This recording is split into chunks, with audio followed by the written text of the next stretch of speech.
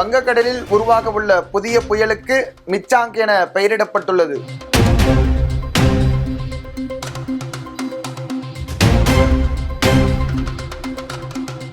India தனது முதல் x ray polarimeter செயற்கைக்கோளை விண்ணில் செலுத்த உள்ளது.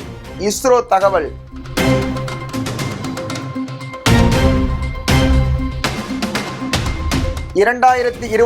ஆண்டிற்கான UNHCR நான்சன் அகதி விருதை அப்துல்லா மிரே வென்றார்.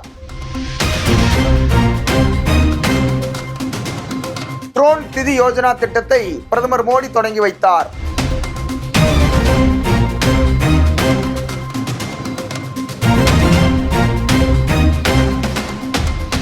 இந்திய கடற்படை உயர்நிலை மெய்நிகர் சந்திப்பான மகாசாகரின் முதலாவது பதிப்பை நடத்தியது.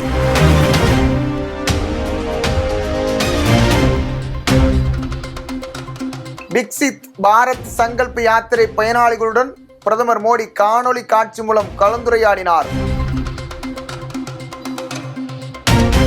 PM ஜன்மான் திட்டத்திற்கு மத்திய அமைச்சரவை ஒப்புதல் அளித்துள்ளது.